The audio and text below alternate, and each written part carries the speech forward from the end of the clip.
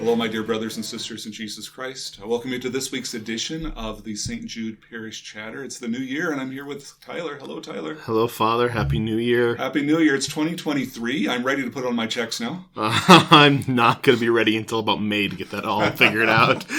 It always takes me forever.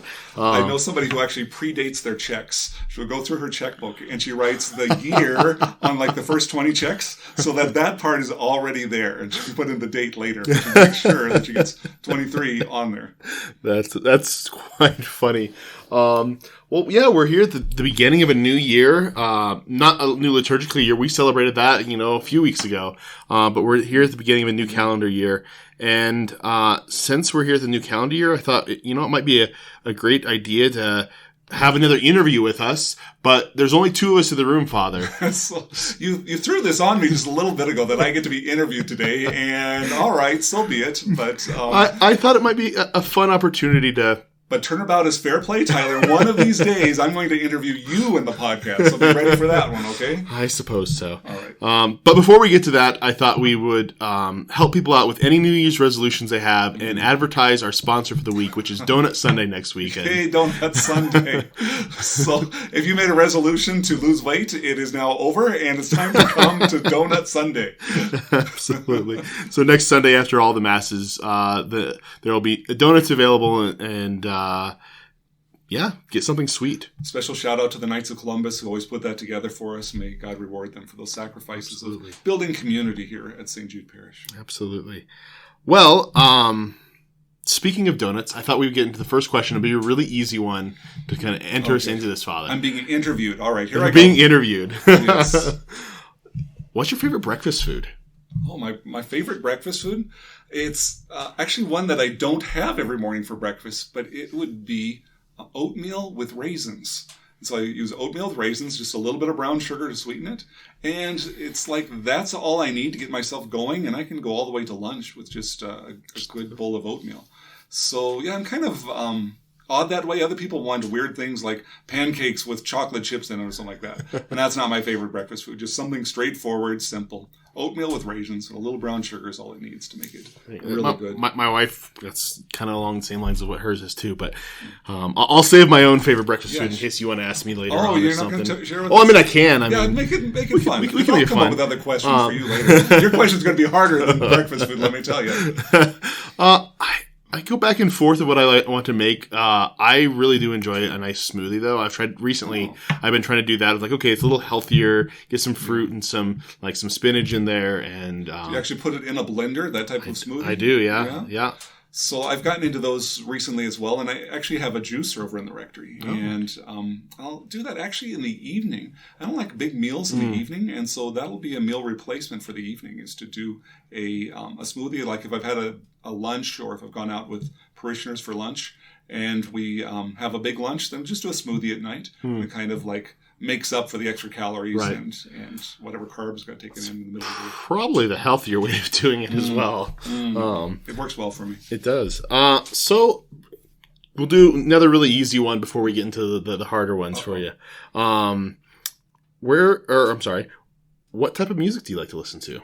What type of music do I like to listen to? Right now, I go through spurts of different types of music. So I've done pop, Christian music, of course. Michael W. Smith is one of my favorite performers. And but classical is the stage that I'm in right now. And so I'll actually listen to Sirius XM's classical music in the car, and it's just it's there, and I can actually carry on a conversation with I've had a parochial vicar who was a great fan of Mozart and a great detractor of Bach. And I always thought, these two are the same. How could you like one and not like the other? It made no sense to me. But as the years have gone by, I understand more of what he's talking about. So Bach is very mechanical, which honestly I appreciate. And I'm a Bach supporter. And Mozart is much more melodic, and it kind of smoothly moves one into another. So I guess you could say Bach is a scientist or a mathematician in his music, and Mozart is much more of an artist and a linguist in his music. So I can actually make those statements now and understand a little bit of what I'm saying and be able to defend those statements. So classical is where I'm at today.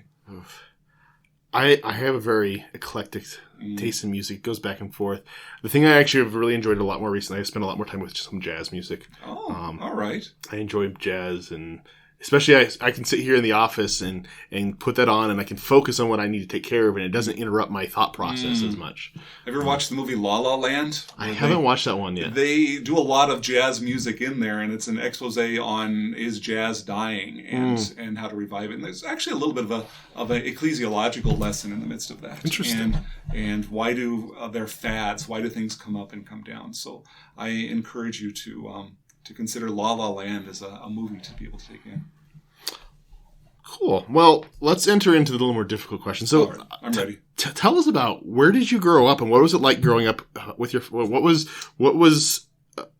like with your family growing up? So, just my background. I grew up in Arizona, although mom and dad came from Iowa. I was 3 years old when we moved from Iowa to Arizona. And they were farmers in Iowa, and then farmers in Arizona too. Believe it or not, there's farmland in Arizona. And so we used to say that Dad would raise corn, cotton, cows, and kids. And so there were 4 of us. I'm the youngest of 4.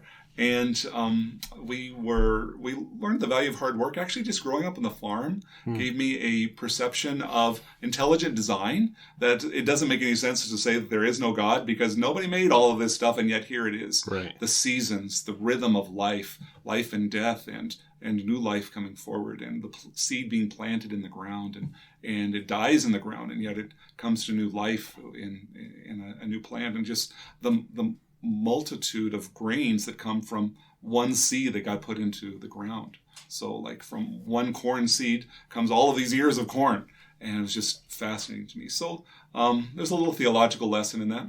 Mom and Dad taught me the basics of the faith, and we'd pray our rosary regularly, which is part of the reason I'm such a great proponent of family rosaries.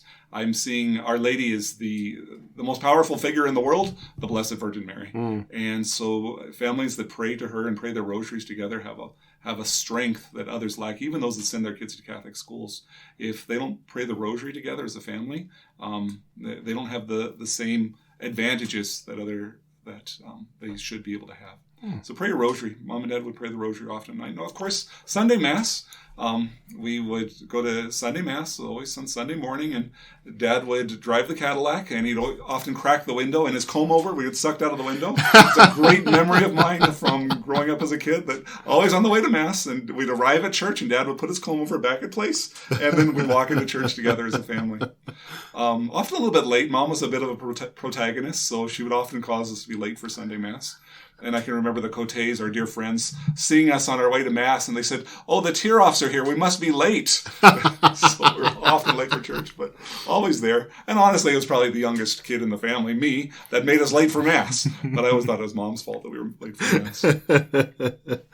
Oh, that's funny. Well, I mean, you had this great upbringing with your family, and made sure that the faith was important in doing the family rosary and everything. Tell us a little bit, how did that influence your own call to the priesthood and your response to God's call? The Lord gave me gifts of being around holy priests while I was a child and an adolescent, and even in college. So I was... just by being around these priests, the idea kept coming up. Maybe that's for me. Maybe that's what I'm going to do. One priest in particular in college is Father Liam Leahy, who just celebrated his 50th anniversary of ordination. He's a priest in the Diocese of Tucson. And he encouraged me to consider becoming a priest. I was kind of resistant, and I remember him telling me, he spoke with an Irish brogue, which helps a lot. You can always listen to people more easily when they speak with an accent. "Hey, I'm Jason. Have you ever thought about being a priest?" And I would lie to him. No, never thought about it. But he knew that I had thought about it. And kind of wanted to run away from what I perceived to be pressures to become a priest. And I ended up going to the Franciscan University of Steubenville. It's probably not where you want to run away to if you don't want to think about the priesthood anymore. And in fact, even my roommate in college is now the president of Laredo, of the university in Laredo, Pennsylvania. And what is that called? The St. Francis University, I think it's called. Oh, wow. And Father, I knew him as Chris Van Tassel at the time, but it's now Father Malachi Van Tassel. So really exposed to a lot of holy people all throughout my whole discernment. And then, of course, you can't leave out the saints. So Our Lady, especially in her title of Our Lady of Guadalupe, I've really felt her intercession, helping me in my own vocation. St. John Vianney, but also St. Francis of Assisi, just wanting to be faithful to God in all things, to do God's holy will and to lay our own wills to one side. That was all instrumental in my own vocational discernment. Speaking of saints, a quick question. Who's your confirmation saint? Oh, my confirmation saint. It's controversial. So there's a controversy around my confirmation saint. And so my confirmation saint is Saint Michael the Archangel. And what makes it controversial is some of my friends in the seminary thought you should not have an archangel as your saint. It should have been somebody that actually walked in the flesh that would be your patron saint. But I am not renouncing Michael the Archangel. He is my patron saint. And I think it is okay to ask the guardian angels or the archangels to be our patron saints. So that's my opinion. And others obviously have differing opinions. Well, my wife would agree with you since hers is also St. Michael. Aha! Good for her. Yeah, if you want Gabriel, that's good too. Raphael, I'm good with all of those. Those can be our patron saints. Absolutely. Well, so you ended up following this call to the priesthood, and originally you were not ordained a priest of the Archdiocese of Denver, were you? No, I was ordained in the Diocese of Tucson. I spent 4 years in the Diocese of Tucson. Yuma, Arizona was the parish that I served as St. Francis in Yuma. I loved it down there, and there were a lot of joys there. So what brought you here to Colorado then? Yeah, there was a transition. 2003, I came to the Archdiocese of Denver. In 2001, December of 2001, actually, my brother Joe died, and he had esophageal cancer. And, you go through strange funks within your life where things are up, things are down. And I went through this period of time and just discerned maybe I should change things up and just move things around a little bit. So after he died, I asked my bishop if I could go to Denver, and I asked Archbishop Chaput could I come to Denver. And to my shock, everybody said, sure, that'll be fine. And so I just kind of moved in thinking I might be here for a while, and I moved in and never went home. And so that was 2003, and I just love it here. Now I'm fully incarnated as a priest in the Archdiocese of Denver. And when I was kind of discerning that, I thought, is this a good idea? And I went to Mexico City, the only time I've been to the shrine of Our Lady of Guadalupe in Mexico City, and just kind of asked her, is it okay if I just asked to go to Denver? And she kind of just shrugged her shoulders and said, yeah, whatever. And that was the impression I had. And so I asked, and everything fell into place. And so I took that as a part of divine providence.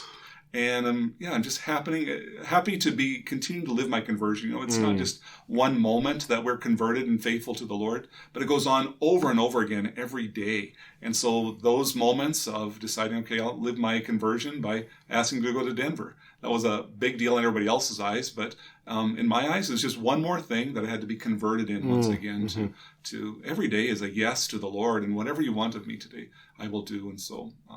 That was just one moment coming from Tucson to Denver.